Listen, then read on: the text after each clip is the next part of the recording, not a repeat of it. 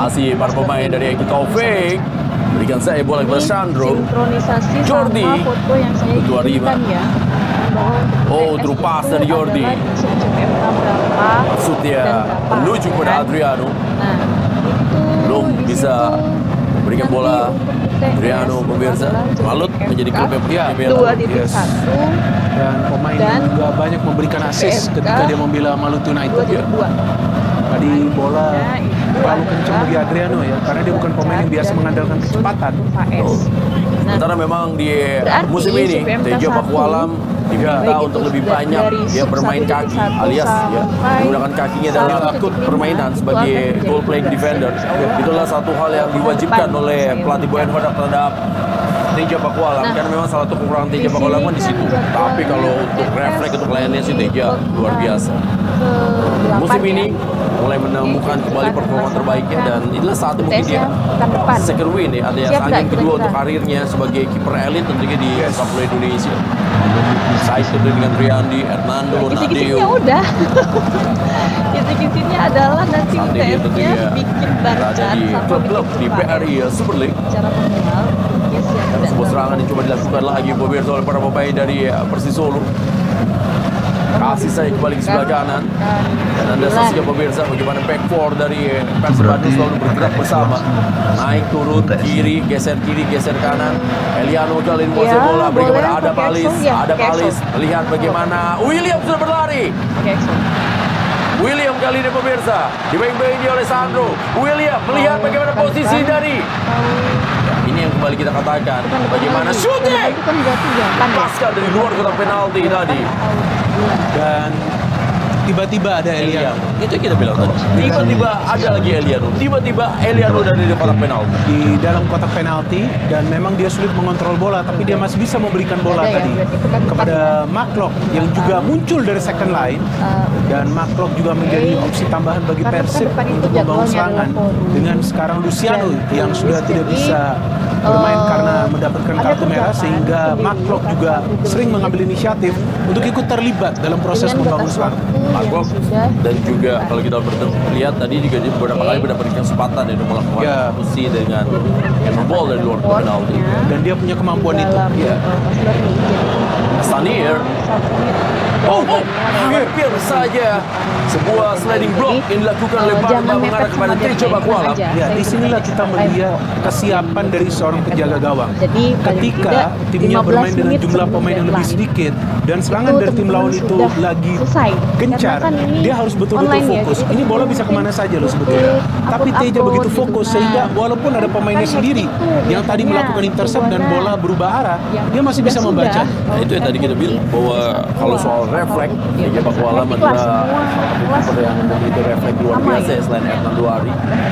Dia tampil bagus sekali di laga terakhir dari Persebaya Surabaya. Jadi Surabaya adalah Sekarang bola dikuasai lagi 30 melalui menit, Jordi 15 Tortuarima. menit sebelum waktu habis Diganggu terus oleh William Barros, Sampai Sandro. sudah siap akun.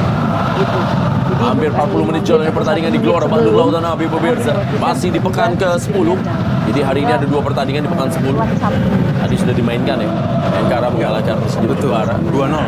Sekarang ada Persib Bandung ujiannya ya tadi hadapi Persis Solo. Bola tanggung diambil saja dengan sundulan oleh William. Ramon kembali menguasai bola. Inilah kelebihan dari Ramon Dan- bisa dengan bola atau juga dengan badannya untuk melindungi bola. pakai Microsoft Excel. Kakang ke belakang kepada Matrikardi. Teja Pakualam lagi pemirsa. Masih Teja. Dorongan bola diberikan saja menuju kepada Eliano. Eliano durasi melihat sesuai bagaimana Beckham Putra. ketentuan, Duel dia dengan Gio Numberi. Beckham Putra. Mungkin Masih saya Beckham. berikan Beckham Putra. 30 menit Pindahkan plus lagi bola ke belakang. Siapa? Bantuan dari Kakang Rudianto. Kakang apakah melakukan early crossing Tenang aja. dan dia berikan bola dan dua dilakukan oleh Ramon. Sudah cukup banyak peluang ya yang Ramon dapatkan ya. Total sudah 3 peluang, 2 diantaranya udah dalam kotak penalti. Ada lagi? Dan ini adalah kecerdasan dari Kakang. Dia bisa saja memberikan umpan ke tiang jauh, tapi dia lihat Kalau lagi-lagi nggak ada, saya Ramon mau ini sekilas berada dalam posisi yang lebih ideal untuk materi menerima yang umpan. kemarin. Dan dia heading dengan power tadi, tapi sayang belum bisa heading on target. Ya, saksikan double big match Beri Super League pekan ke-11 Jumat 31 Karena ini Oktober. ada SMC hubungannya Jakarta menghadapi sama, Persik Kediri pukul 15 dan Persija Jakarta menghadapi PSIS Pihak pukul 18.30 waktu Indonesia Barat. Live eksklusif di Indosiar dan juga video Indosiar Rumah Sepak Bola Indonesia Kenapa kita melakukan di pekan 11 mulai di hari Jumat. Oke. Sekarang bola dikuasai saja oleh Kakang Rudianto. estimasi apa namanya bola kepada schedule management, Adamalis. walaupun pada dasarnya mungkin Adamalis, teman-teman Anda lihat sudah pemirsa. pernah Pindah belajar saja bola schedule kepada time ya, Barba. schedule Dari management ya, Barba. project time Ada dua management. opsi, Eliano atau Beckham Putra, tapi nyata diberikan pada Iya kan? Eliano. Ya nggak? Barba lagi ya, selalu membantu menjadi halfback. Berarti udah Mark pernah Block. bikin esker kan? Ketika dua center backnya agak melebar. Beckham Putra. Udah kan? Eliano tidak offside. Eliano bersiap-siap untuk mengirimkan umpan kepada Ramon. Ramon Kita yang dituju belum Ramon. ambil MK ya? Oh, masih belum beruntung pemirsa. Sebuah servis yang baik dari Eliano Riders. Diving header yang dilakukan oleh Ramon. Masih bisa di-save Ini oleh yang saya Riyadi. bingung juga nih, Peluang RPS-nya terbaik seperti dari itu. Ramon yang Saya didapatkan laporkan. jelang turun minum. Dan setelah sebelumnya Kakang yang memberikan crossing, kali ini Eliano Reinders. Dan sambil terjatuh tadi, diving header, Ramon sambil terjatuh. Luar biasa save dari Riyandi tadi. Dari jarak dekat, dia masih punya refleks yang baik. Terkena lututnya tadi. Sehingga Ramon gagal mencetak gol. Jadi ada banyak sekali hal yang sangat menarik Dalam pemirsa. schedule Ya, management. crossing yang bagus dari Eliano, heading yang Kenapa bagus juga kita dari perlu Ramon, tapi juga save yang bagus dari saja kalau nggak ada Riyandi. schedule ya kita perlu Triple B ya? bagaimana Iya. 3B itu. Bagus apa gol. ya mengendalikan Sebuah pojok kali ini. Ramon. proyek ya. Siap-siap kembali mencoba menanduk bola. Di sini Ya, memang adalah masih belum memastikan bahwa beruntung pemirsa Ramon. Dan kalau kita lihat di hari ini atau juga di malam ini ya, walaupun belum mencetak gol, tapi Ramon ya secara tim main sangat luar biasa. Udah 1 assist tapi memang belum pecah telur. Ya, ini pemain yang mungkin kalau udah pecah telur mungkin Nah, itu bisa langsung bisa. terus-terusan jalan ya. gol begitu. Karena kalau sudah ada Berhasil kita kembali bisa pemirsa. Di mana baru yang saja kita logis dan katakan, benar. di mana baru Bisa saja saya juga katakan istimewa, bahwa ya kan? apabila sudah Nah, mendapatkan lalu waktunya, kita mau maka melakukan Ramon akan bisa sangat berbahaya bagi Persib Bandung. Dan akhirnya waktu yang ditunggu-tunggu, Ramon, pemain yang selalu mengucapkan terima kasih karena namanya Ramon. Thank you. Nah, Dan di hari ini ini, ada di tahapan malam hari project ini, manajemen, Ramon mengucapkan project schedule terima kasih kepada para boboto, berdasarkan mengucapkan terima kasih kepada pemain yang memberikan sebuah assist kepada dirinya. Pecah telur bagi Ramon di Stadion Gelora Bandung Lautan Api dan membuat Persib Bandung unggul banyak pedoman-pedoman yang 2-0 lain. atas Persis Solo. Ramon, thank you.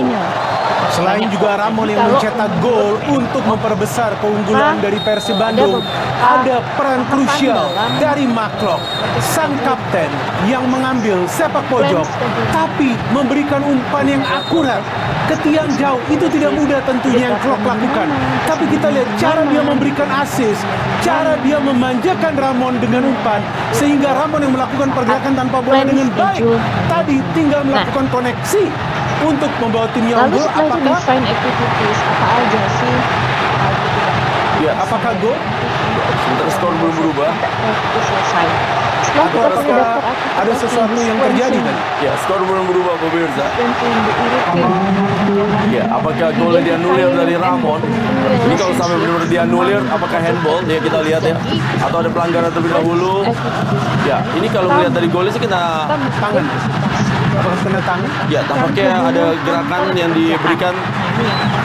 Replaynya harus kita lihat lagi. concern ya. Replaynya lebih baik di freeze tadi. Ya, ini kalau sampai benar-benar memang estimate dianulir, benar-benar memang belum beruntung ya. Iya, betul. Decision no goal, pemirsa ini memang benar-benar belum beruntung Ramon. Udah gol aja masih dianulir. Jadi Ramon belum jadi thank you. Ya, no rezekinya. Ya, protes dari Brian Hoda karena menganggap bahwa nah kita belum Apakah dicek di VAR atau tidak tadi? Tidak dicek ya ke VAR. Ya, seharusnya memang dicek ke VAR, dicek ke monitor ya. Berapa Karena sih? apakah wasit berada tadi persis di depan Ramon? Kita juga tidak melihat posisi dari wasit. Lalu kalau boleh develop diberikan pada skill. Kodai. Inilah yang akan kita lakukan. Odai Tanaka melakukan pelanggaran dari pemirsa. Sebenarnya banyak nih.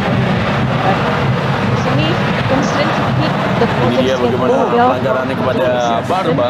and monitoring and controlling. Jadi Sementara banyak protes dari Boyan ya kan, Boyan yang minta dipilih VAR, di sini pengecekan adalah VAR diagram untuk Lebih pasti ya, untuk mengetahui secara jelas apakah terkena tangan atau tidak. Dan kita juga tidak melihat tadi replaynya terlalu cepat ya. tapi pakai software. Karena kalau kita mau Sementara kita saksikan bagaimana Kodai dengan sportif tadi minta maaf kepada Barba. Ya, Bebas banyak yang diambil kali ini untuk Persib Bandung.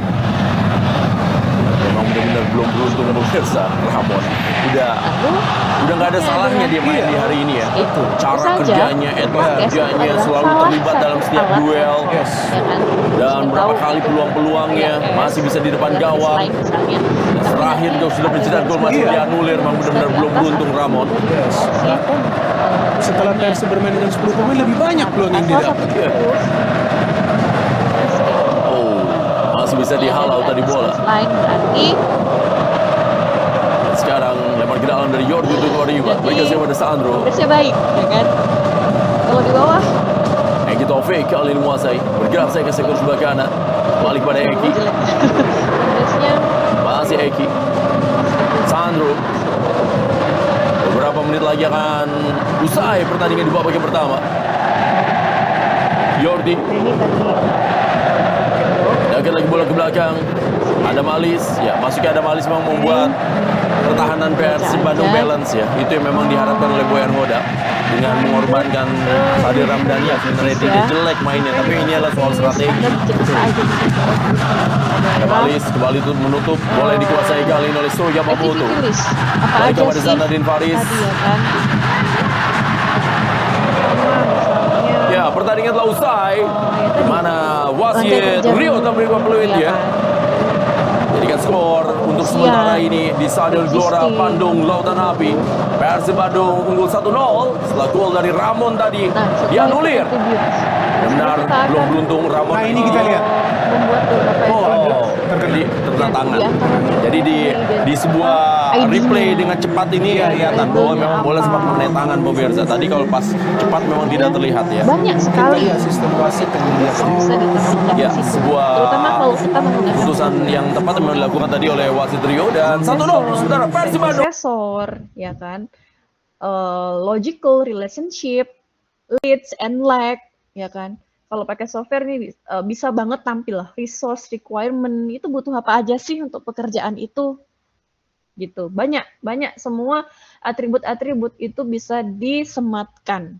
Nah, karena nanti kita belajarnya manual karena saya pengen teman-teman memahami secara holistik gitu loh semuanya gitu. Jadi nggak cuma tiba-tiba aktivitas kritis adalah yang berwarna merah gitu kan. Itu kan settingan. Anda mau setting warna ungu juga boleh gitu. Dan Anda juga bisa memahami apa artinya si grafik si kurva S itu adalah dengan cara manually. Kalau pakai software itu ya langsung tampil aja begitu. Seperti itu. Saya menghindari jawaban-jawaban dari mahasiswa yang seperti itu ya. Kenapa kritis? Ya karena warnanya merah. Padahal bukan itu. Kemudian ada milestone. Milestone itu kayak activity yang dalam bentuk poin, ya kan? Milestone is a significant point or event in the project. Jadi ini milestone 1, milestone 2. Biasanya proyek dibagi begitu ya. Milestone 1, 2, 3. Tapi milestone itu have zero duration, 0 durasinya. Karena dia merepresentasikan significant point or event. Pokoknya tanggal sekian harus kelar milestone 1. Gitu. Change request. Change request ini ya, kamu ini banyak terjadi ya. Ini yang teman-teman biasa sebut kayak variation order, change order kayak gitu di tengah jalan. Itu biasanya terjadi beberapa perubahan. Misal sesuatu yang tadinya tidak masuk ke dalam kontrak ternyata harus kita kerjakan sehingga harus ada change request. Gitu. Lalu outputnya adalah project management plan update. Yang mana satu timeout yang tentunya mau tidak mau memang harus diambil oleh pelatih Samsul Jais, betul, dengan performa timnya yang mulai menurun dan servis jadi pada saat sorotan Samsul Jais ya karena cukup banyak kesalahan servis yang dilakukan. Baseline seperti itu. cost baseline tentu saja. Oh ya, dan Untuk membuat schedule baseline dengan metode diagram batang atau Tapi kenapa dulu FAS, kita dandul harus namanya? punya Nggak cost dul. baseline. Dul. Kita Nggak harus ada punya RAB-nya. Karena pembobotan itu dilakukan dalam nilai uang. Karena semua masing-masing pekerjaan itu kan volumenya macam-macam. Ada yang dalam kubik, ada yang dalam meter lari, meter square, lamsam. Bagaimana kita mau menarik mereka semua dalam satu kesatuan? Ya, perlu cost baseline, perlu nilai sekian rupiah untuk mengerjakannya. Seperti itu. Ini tadi apa? Define activities ya. Setelah define activities, kita punya sequencing. Nah, ini yang perlu menjadi perhatian. Sequencing itu tuh mengurutkan pekerjaan secara logis, ya. Secara logis, dan setelah diurutkan itu kita harus menentukan, mengidentifikasi hubungan antar pekerjaan tersebut. Ada yang namanya predesesor, ada yang namanya suksesor. Ada yang masih ingat apa itu predesesor, apa itu suksesor? Halo Bandung. Predesesor dan suksesor, yaitu kegiatan pendahulu sama kegiatan yang setelahnya gitu. Jadi dia punya predesesornya itu apa? Predesesor itu berarti kegiatan sebelumnya gitu. Jadi ada 4 relationship. Commonly ada 4 relationship. Yang pertama, finish to start. A logical relationship in which a successor activity cannot start until a predecessor activity has finished. Jadi, finish to start. Predesesornya finish, suksesornya baru bisa start. Kalau pekerjaan sebelumnya, pekerjaan A belum finish, maka pekerjaan B belum bisa start. Gitu. Finish to finish, maka ketika pekerjaan A selesai, maka pekerjaan B harus selesai. Harus sama-sama selesai. Nggak bisa selesai kalau yang di atas belum selesai. Yang ketiga, start to start. Yang mana yang pekerjaan A itu nggak bisa, pekerjaan B nggak bisa start kalau pekerjaan A itu belum start juga. For example, level konkret itu sebagai suksesor. Nggak bisa dimulai sampai pengecoran fondasi itu mulai juga. Jadi harus sama-sama mulai. Lalu kemudian start to finish. Jadi yang B nggak bisa finish sebelum yang A itu dimulai. Seperti itu. Nah, ini contohnya. Finish to start. Ya, nunggu yang A selesai baru yang B bisa. Nunggu yang A finish baru yang B bisa start gitu. Start to start ini bareng mulainya. Lalu finish to finish bareng selesainya. Lalu start to finish, yang ini start, yang ini finish. Seperti itu. Jadi kurang lebih seperti itu untuk menentukan hubungan antar aktivitas, ya kan? Nah, ini tadi ada di presiden diagram method. Sebenarnya ini di diagram batang itu juga kita menggunakan kaidah hubungan antar pekerjaan ini, gitu. Tapi di diagram batang itu kita tidak bisa memunculkan secara manual ya, kita tidak bisa memunculkan durasi yang paling optimal, durasi yang paling mungkin, seperti itu. Yang mana jalur kritisnya. Nah, makanya setiap tools itu mempunyai kekurangan dan kelebihan masing-masing. Tapi, balik lagi yang saya sampaikan tadi, kalau kita sudah menggunakan software yang canggih, itu sebetulnya semua atribut itu bisa nampak. Seperti itu. Nah, ini tadi dependency, determination, and integration. Ini hampir mirip ya. Direction dependency. Jadi kayak ketergantungannya itu apa untuk menentukan dia itu sebenarnya perlu start to finish, finish to start, ataupun juga start to start. Seperti itu. Nah, ini adalah leads and lag atau waktu tunda atau waktu tunggu. Seperti itu. Nah, ini kan complete punch list ya misalnya, pekerjaan yang pertama, predesesornya. Predesesor si landscape building lot ini adalah complete punch list. Tapi harusnya idealnya ini kan kalau kalau finish to start itu harusnya begini kan? Ini ada di sini, ya kan? Tapi ini maju. Landscape building lot-nya maju di sini, harusnya di sini. Kalau kita menggunakan hubungan antar variabelnya adalah finish to start, ya berarti harusnya landscape building lot itu ada di sini.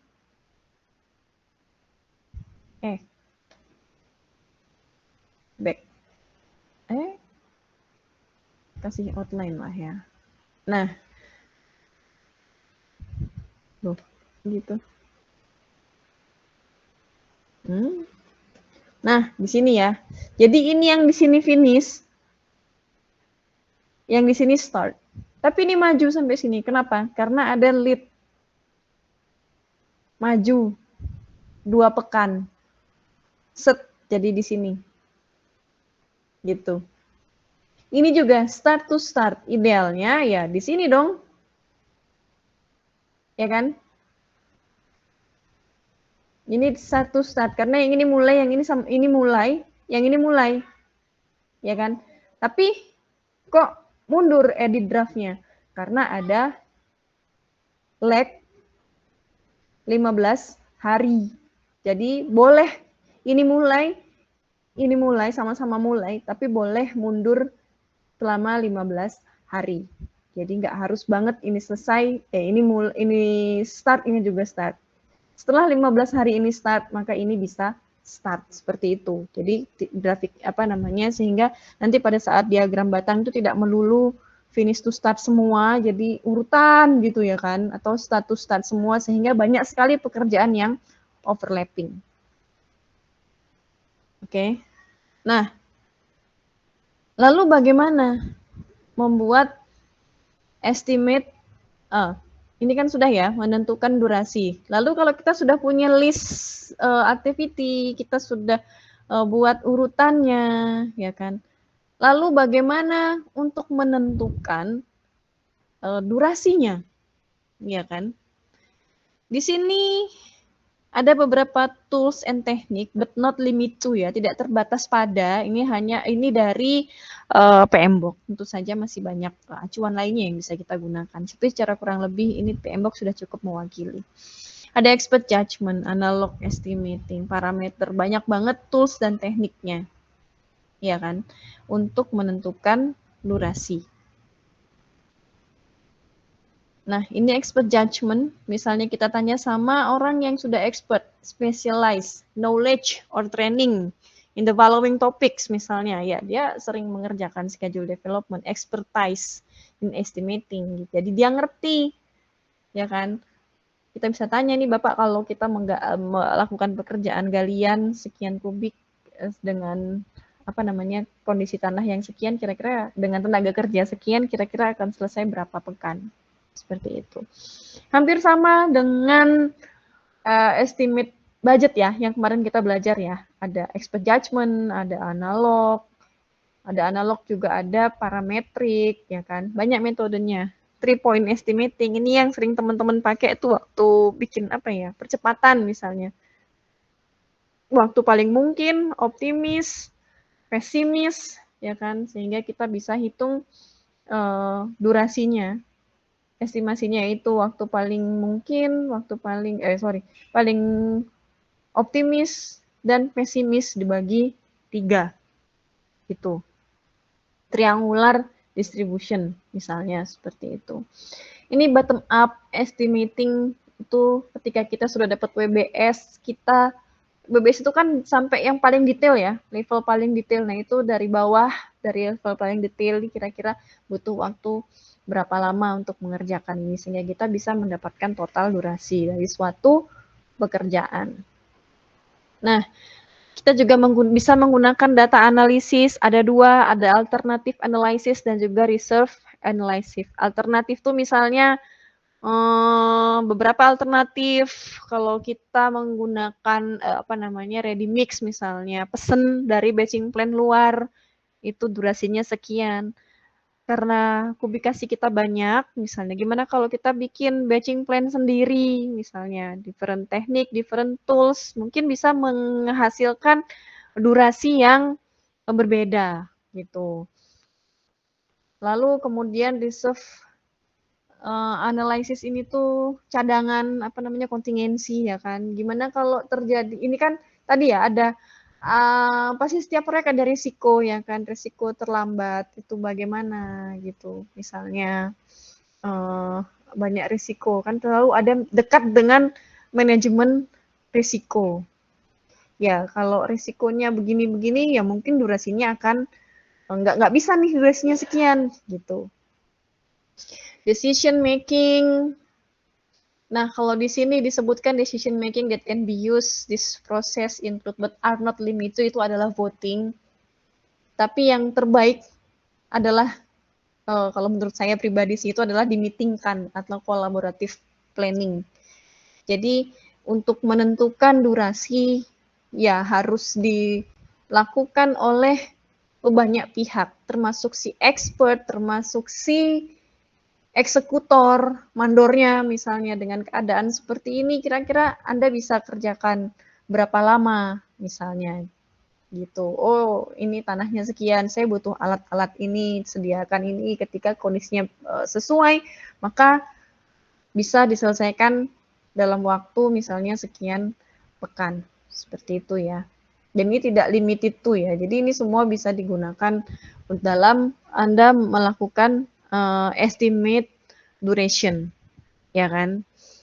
Outputnya dari kegiatan estimate activity duration itu adalah duration estimate. Ya tadi, to complete this activity itu butuh waktu berapa lama? 3 pekan, 1 pekan, ya kan? Bahkan atau mungkin 2 hari saja cukup. Seperti itu. Basis of estimate, kan namanya juga estimasi. Pasti punya basisnya, basicnya. Ini dari mana? Kok bisa? Kok bisa sih Anda melakukan estimate durasi galian sekian hari sudah selesai gitu. Oh ini kondisinya seperti ini, tidak hujan, pekerjanya jumlahnya sekian, alat-alatnya sekian. Pada kenyataannya ketika di lapangan nggak sesuai, misalnya orangnya kurang atau alatnya kurang, ya nggak akan tercapai durasi yang sudah kita estimasikan. Sehingga perlu dilakukan dokumentasi. Basisnya apa? Seperti itu. Oh ternyata kita pakai 10 ekskavator misalnya. Sehingga ya iyalah lebih cepat misalnya seperti itu. Tapi ternyata di lapangan nggak bisa. Dan semakin banyak resources itu bukan berarti akan lebih cepat. Enggak juga. Oke. Jadi teman-teman kalau ada yang mau didiskusikan saya di-interrupt aja ya. Lalu outputnya yang ketiga itu adalah project document updates yang tadi activity attributes, assumption log, dan juga lesson learned register. Ini kalau kita melakukan estimasi duration kan pasti terupdate yang awalnya kita cuman bikin activity list sudah bertambah ya kan atribut activity itu bertambah tambah durasinya tambah beberapa atribut-atribut ya kan durasinya sekian pekan dengan kondisi alatnya sekian nggak rusak ya kan bekerjanya sekian nggak ada yang nggak masuk tiba-tiba cuacanya mendukung nggak tiba-tiba hujan gitu. Oke ya, ini adalah untuk estimate duration. Sampai di sini ada yang perlu didiskusikan?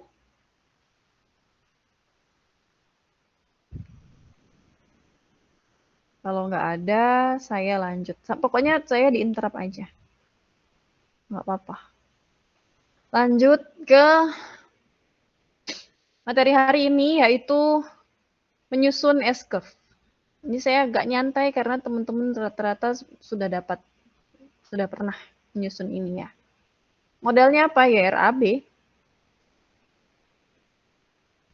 Nah, setelah mengalami perjalanan panjang, ya kan, yang kayak contoh yang pernah saya tampilkan di 2 pekan yang lalu ya kalau nggak salah.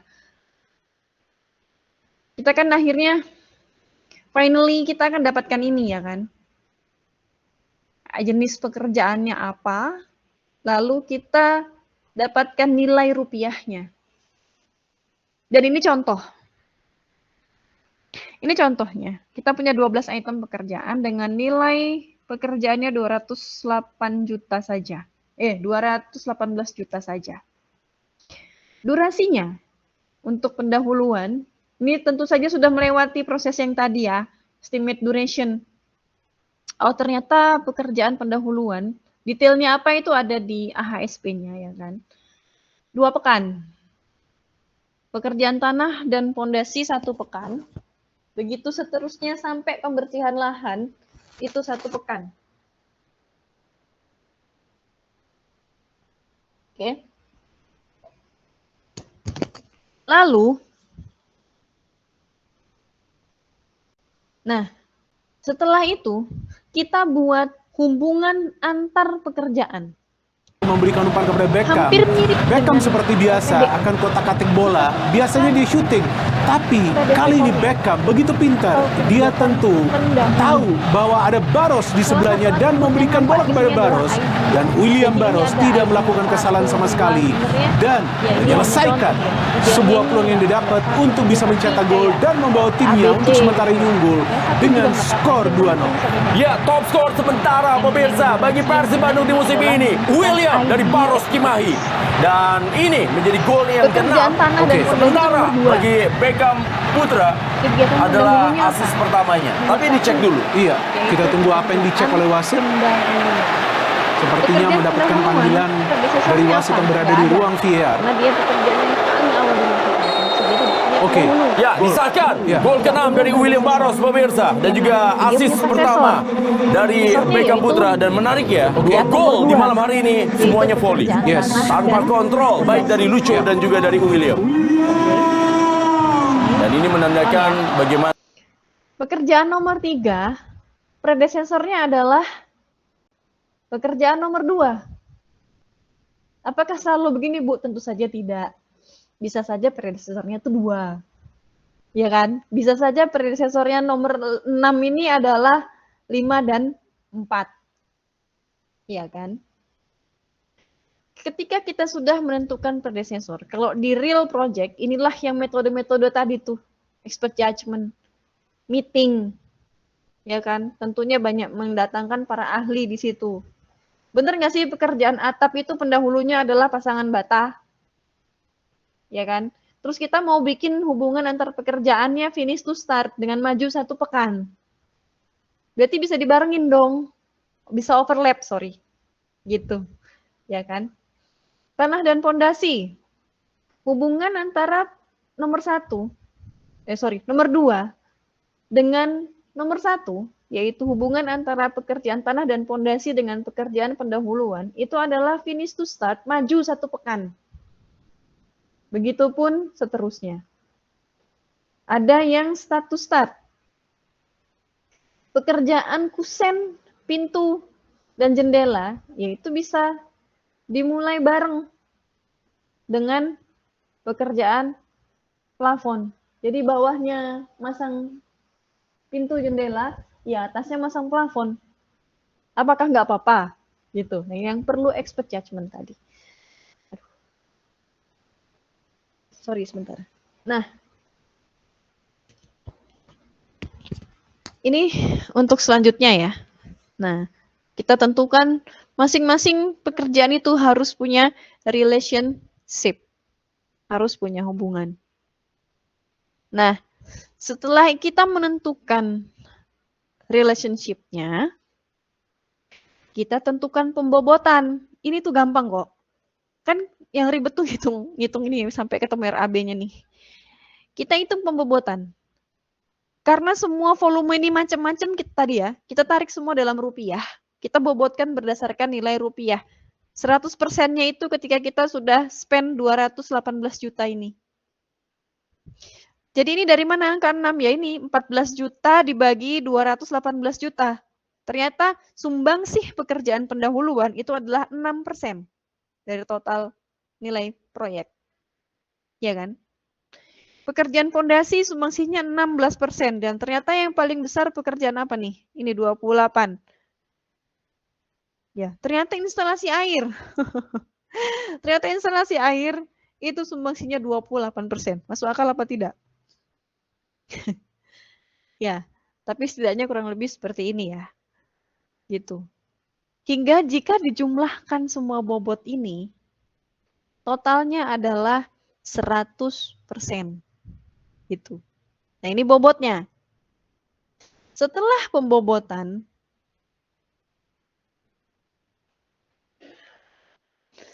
pembobotan, baru kita gambar diagram batangnya. Lagi-lagi secara manual, pakai Excel. Ya kan?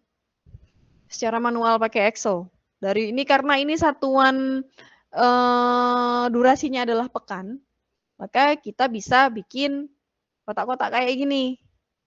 Bulan ke-1, bulan ke-2, bulan ke-3. Dibagi lagi, dipecah lagi. Pekan 1, pekan 2, pekan 3, pekan 4. 1 bulan ada 4 pekan ya kan?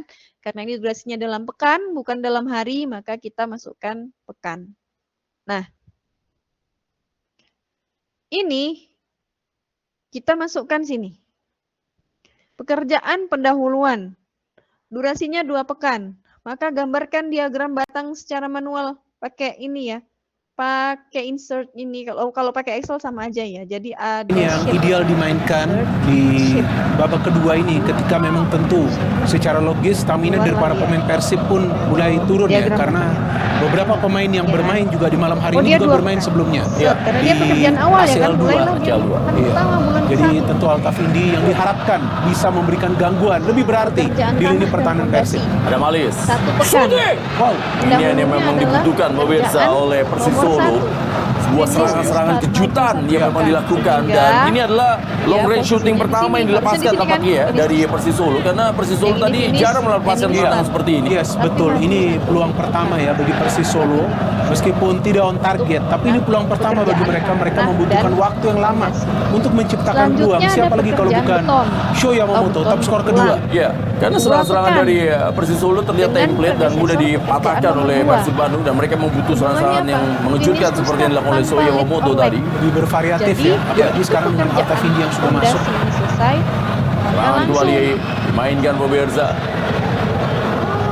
Ya, kembali kita lihat, dan memang pergantian yang dilakukan menarik Adriano ke masukkan Altafindi. Oh, tendangan ke arah gawang. Menurut saya memang cukup tepat ya, karena memang Adriano kurang memberikan kontribusi di pertandingan ini. Padahal dia diperlukan untuk melakukan pergerakan-pergerakan penetrasi ke dalam ruang pertahanan Persib, tapi dia lebih sering kehilangan bola. Ini contoh ya, nanti teman-teman bisa diseriusin untuk for the real project, for your tugas dan juga midterm. Ini berapa? 1 pekan dengan hubungan pekerjaan sebelumnya, predesesornya adalah finish to start. Jadi yang ini finish, yang ini start, durasinya 1 pekan. Sampai deh, selesai Anda bikin diagram batang. Sub CPMK 2.1. Sampai sini sudah Anda bikin diagram batang. Oke. Pokoknya kalau ada yang mau diskusikan, saya diinterrupt ya, jadi saya akan lanjut terus. Nah, kalau sudah, kita bagi progresnya, bobotnya. Ini kan ada bobot nih, 6%, 16%, ya kan? Nah, maksudnya adalah, ini kan pekerjaan apa nih? Pendahuluan. Pekerjaan pendahuluan itu kan durasinya 2 pekan. Sumbangsihnya adalah 6,4%. Maka, secara logis, secara ideal, dalam 1 pekan, karena dia durasinya 2 pekan ya kan, sumbangsihnya 6%. Maka dalam 1 pekan, dia harus tercapai progres pekerjaannya adalah 6,402 dibagi 2 pekan. Dalam 1 pekan harus selesai 3,201%. Walaupun kenyataannya ya enggak juga. Bisa lebih, bisa kurang. Tapi at the end, pada saat pekan kedua, ya harus 6%, 6,402%. Kalau enggak, ya nanti kurva S-nya untuk kurva realnya itu akan ada di bawah baseline. Jadi asumsinya seperti itu. Dibagi rata, ya kan? Pun termasuk 16,4% ini untuk pekerjaan apa? Tanah dan pondasi. Durasinya cuma 1 pekan. Jadi gimana caranya? Dalam 1 pekan itu harus selesai 16,403%. Yaitu pekerjaan tanah dan pondasi harus selesai dalam 1 pekan. Juga selanjutnya, ini apa nih, 22% itu adalah pekerjaan beton, sementara durasinya hanya 2 pekan. Sehingga dalam 1 pekan kita harus tidaknya selesai 11,488%. Selanjutnya sampai bulan ketiga, ya ini durasi ini ngikutin ya, ngikutin apa yang ada di sini nih, durasi sama relationship-nya, itu menentukan akhir dari proyek ini. Ya, kebetulan ini selesai di bulan ketiga, hanya 3 bulan lah ya, orang cuma 218 juta ya kan. Masa 3 tahun. Lalu sampai terakhir, ini durasinya 1 pekan, pekerjaan lahan, pembersihan lahan bangunan jadi, bobotnya adalah 0,02%. Maka dalam 1 pekan ini harus selesai 0,02%. Oke ya, sampai sini paham ya? Jadi ini adalah, persebaran progres. Terlihat angka-angka kecil ya kan, tapi sebenarnya kalau dilakukan ini cukup berat. Bagaimana mungkin nih, ya kan? Lalu di bawah kita punya rencana per minggu. Ini kan kita bikin baseline ya, jadi rencana per minggu, per pekan. Itulah kenapa bentuknya kurva S. Karena biasanya di awal tuh nyantai, kecil, nanti di tengah-tengah dia akan berat. Lalu nanti di akhir dia akan mulai slow down lagi, sehingga bentuknya seperti S, idealnya seperti itu. Nah, kita jumlahkan secara vertikal. Ini adalah progres rencana setiap pekannya. Jadi pekan pertama masih nyantai. Kita cuma dituntut untuk selesai 3,201% saja. Pekan kedua, wow, ada 16 ditambah 3. Pekan kedua kita harus selesai 19,04%. Ya kan? Pekan ketiga kita harus kejar 11, berapa ini? 488%. Gitu. Di sini ternyata agak berkurang nih progres rencana per pekannya. Bahkan di pekan pertama bulan kedua kita cuman dituntut 0,85% karena pekan kedua cuman ngerjain apa nih? Pasangan bata misalnya. Lalu pekan ke berapa ini? Ketiga bulan kedua kita harus selesai ini per pekan ya, 2,329. Lalu naik lagi di pekan keempat, kita harus selesai 30%. Lalu masuk ke bulan ketiga. Terus sehingga bulan ketiga, pekan keempat, ya sudah mulai santai. Tinggal 0,029 aja yang harus kita capai dalam pekan itu. Ya. Selain progres dalam pekan, kita juga punya progres kumulatif. Yang intinya kalau sampai akhir durasi proyek ya harus 100%, artinya proyeknya selesai. Iya kan? Gitu. Nah, inilah nanti yang akan kita jadikan masukan atau input dalam membuat kurva S-nya, yaitu akumulasi ini. Jadi pada pekan 1 kita selesai 3,201%. Pekan 2 langsung melejit jadi 22%. Mau nggak mau harus 22% pekan kedua. Masuk ke pekan ketiga harus 34%. Hingga sampai akhir durasi proyek ini harus 100%. Harus di sini 100%-nya. Seperti itu. Oke. Kalau sudah, maka dengan bantuan grafik ini di sini nih di Excel ya. Di Excel itu ada mana ya? Insert diagram itu. Ini mungkin karena agak kecil jadi nggak kelihatan. Yang Anda cari di situ, Anda udah ngerti lah. Oh, Microsoft Excel ya. Gunakan chart ya kan. Dengan angka ini nih 3,21, 3,21 gitu. Ya kan? Maka bentuknya kurang lebih akan seperti ini. Ini karena contohnya simple, jadi kurang greget S-nya. Tapi nggak apa-apa. Begini juga S-curve kok. Asal jangan jadi grafik persamaan linier aja. Jadi lurus gitu kan, persamaan linier. Nah, jadi Anda nanti tempelkan nih ininya di sini nih, grafik ininya, hasil kurvanya, curve-nya, ya kan. Yang mana di sini kan masih 0 ya kan, di sini 0. Lama-lama naik, stabil lagi, naik lagi, mulai lagi landai. Artinya agak nyantai di sini karena sudah mendekati 100%. Seperti itu. Jadi ini adalah progresnya ya di pekan pertama progresnya tuh sekian. Jadi ini dalam bentuk tampilannya dalam bentuk grafik aja supaya visual ya, secara visual tuh lebih mudah untuk diterjemahkan. Seperti itu. Jadi pada bulan ketiga maka di sini sampai 100. Ini 0, ini 100 ke atasnya ya. 100 seperti itu. Lalu sudah selesailah kurva S-nya. Sampai sini. Ini yang merah ini adalah baseline. Nah, bagaimana pengendalian proyeknya? Contohnya adalah yang di bawah ini. Ketika ketika tahap project execution, itu kan kita cek real progresnya ya kan. Benar nggak sih di pekan pertama ini kita tercapai ini 3%? Ternyata tercapai. Misalnya kita fokus yang merah ini dulu ya, yang merah tebal ya. Ternyata mulai pekan kedua kok turun. Berarti ini sudah mulai progresnya nggak tercapai nih.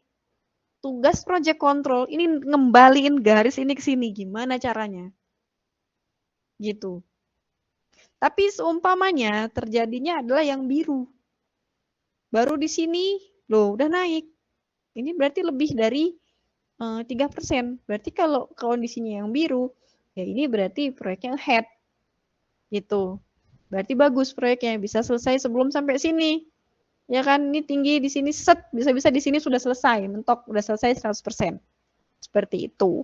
Sementara kalau yang bawah, ya ini project control. Jadi project control tuh mengontrol ya, bukan melapor doang, tapi mengontrol. Lalu gimana caranya didiskusikan bersama tim proyek, ini grafik bisa naik lagi ke atas. Bisa minimal ada sejajar dengan baseline-nya. Seperti itu. Jadi kurang lebih nanti UTS-nya seperti ini. Ya simple, paling-paling juga cuman 12 item pekerjaan, enggak terlalu kompleks seperti real project karena ini waktunya terbatas dan dikerjakan secara individu. Oke ya. Jadi besok pekan depan UTS-nya adalah sampai teman-teman bikin baseline seperti ini. Oke, ada yang perlu didiskusikan? Saya mau tanya, Bu. Ya, boleh, silakan. Nanti kalau untuk UTS, soalnya itu kita nyari durasi waktu juga atau gimana, Bu? Ya, dari estimate duration sampai keluar kurva S. Jadi teman-teman nanti akan punya asumsi yang berbeda. Ya kan? Oke, Bu. Terus kalau itu kan tadi estimate durasi itu ada base-nya ya. Nah itu kalau base-nya ngambil dari mana ya, Bu? Estimate duration, ya Anda boleh estimate sendiri aja, karena kan nggak mungkin Anda bener-bener rapat, ya kan? Jadi Anda estimate sendiri, kira-kira misalnya pekerjaan pendahuluan ini kan nilainya 14 juta, ya kan? Kira-kira mau diselesaikan berapa pekan nih? Gitu. Terus kira-kira, oh Anda mau 2 pekan, karena walaupun 14 juta misalnya agak kompleks nih, gitu. Oh 2 pekan. Pekerjaan tanah dan pondasi misalnya, nilainya 35 juta misalnya. Kok kayaknya Anda kurang cocok kalau misalnya dalam pekan, kan seolah-olah panjang banget ya kan, 7 hari. Anda mau dalam hari juga nggak apa-apa. Misalnya ini jadinya 5 hari ya kan. Sementara tanah dan pondasi Anda maunya 10 hari. Nah itu Anda asumsikan sendiri. Gitu. Oke, baik, Bu. Ya, nggak apa-apa. Anda misalnya, ini kan di sini finish to start, cuman Anda mau bareng-bareng, nggak apa-apa. Misalnya, ini layak kok, tanah dan pondasi bisa nggak bisa ya, kalau pendahuluan belum ada listrik, air, misalnya beton sama tanah dan pondasi, misalnya bisa di-overlapkan, ini kan finish to start banget. Misalnya Anda mau, ini bisa nih di-overlapkan, yang dia ada pura-pura, sorry, seolah-olah bertindak seperti seorang expert di situ, nanti pada saat ujian. Ya, jadi nanti Anda bisa cek. Ya, kayaknya kalau Anda bisa estimate-nya ini benar, ya jadi kurva S kok. Kalau misalnya dibikin lempeng, justru nantinya jadi grafik linier, lurus. Gitu. Pokoknya tidak harus S sempurna, tapi at the end itu harus menunjukkan apa namanya, kurva S, bukan kurva linier. Ngerti kan maksudnya linier tuh lurus gitu. Progresnya sama, kan nggak mungkin. Pasti ada overlapnya seperti itu. Jadi Anda nanti pada saat ujian Anda estimasikan sendiri seperti itu. Ya, akan diberikan ininya, nilai harganya akan diberikan. Sekian, jadi Anda nggak ngitung RAB, karena kalau ngitung RAB bisa seharian Anda ngerjain ini doang. Oke, ada lagi?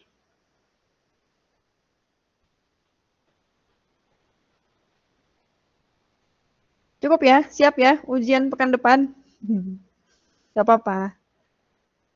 Persentasenya berapa ya? Saya lupa. Kalau nggak salah 36%, dan ini UTS paling gede porsinya. Karena ada UTS, tugas sama UAS. Ya. Jadi ya usahakan semaksimal mungkin yang untuk UTS ini. Saya lupa deh. Di RPS-nya ada kok komposisinya, sebentar. Anda buka aja tuh yang udah saya uploadkan ya. Nah, benar. Tugasnya 30%, ya kan? UTS-nya ternyata 36%. UAS-nya itu 34%. Gitu. Nah, UAS-nya apa aja? Nah, itu Anda bisa mempersiapkan diri. Enak kok zaman sekarang. RPS-nya di-share. Jadi Anda nggak butuh kisi-kisi sebetulnya. Anda udah tahu materinya apa, ya kan? Nanti untuk UAS tuh ada CPMK 31, 32. Wah, banyak juga nih UASnya. 41, 42, 43, sampai 44. Mantep kan? Tapi porsinya cuma 34%. Ya nggak apa-apa. Kalau saya kuliah dulu nggak dikasih tahu loh ujiannya apa. Pokoknya kalau UTS di pekan ke-8 apa ke-9 gitu. Ya belajar aja semua tuh 7 materi. Tahu-tahu yang keluar apa. Dahsyat lah pokoknya. Sekarang enak udah apa ya? Belajarnya tuh fokus gitu. Ya Anda cuma cukup pelajarin ini aja untuk UTS, nggak usah pusing mikirin yang lain. Gitu. Oke, ada lagi yang perlu didiskusikan? Atau mau dicurhatkan juga boleh. Oke, kalau nggak ada, open cam dulu sebentar untuk saya screenshot sebagai lampiran absensi. Oh, saya juga belum open ya.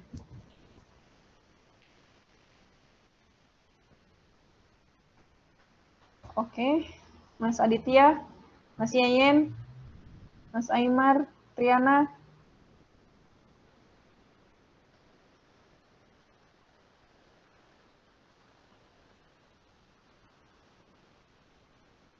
Oke, saya screenshot ya, sebentar. 1, 2, 3. Oke. Terima kasih teman-teman semua. Sampai ketemu lagi insya Allah di 2 pekan lagi ya untuk Google Meet. Dan pekan depan adalah ujian. Waktunya 120 menit. Saya tidak mengawasi. Jadi berikan yang terbaik. Itu angkanya akan saya bedakan. Jadi setiap mahasiswa akan memiliki nilai yang berbeda ya. Angka yang berbeda. Gitu. Jadi kerjakan sendiri-sendiri. Saya akan cek, saya akan cek lah semaksimal mungkin agar saya memastikan itu adalah hasil karya teman-teman sendiri. Seperti itu ya. Kini kita belajar. It's okay. Di sini tuh sekarang kurikulum IAB. Jadi kalau ada CPMK yang tidak tercapai, itu akan ada ujian lagi untuk supaya tercapai CPMK itu. Jadi jujurlah dan percaya pada kemampuan teman-teman sendiri, apalagi ini bikin grup HS kan ini udah yang kedua kali ya, teman-teman udah terbiasa. Oke, terima kasih semuanya. Mohon maaf untuk hal-hal yang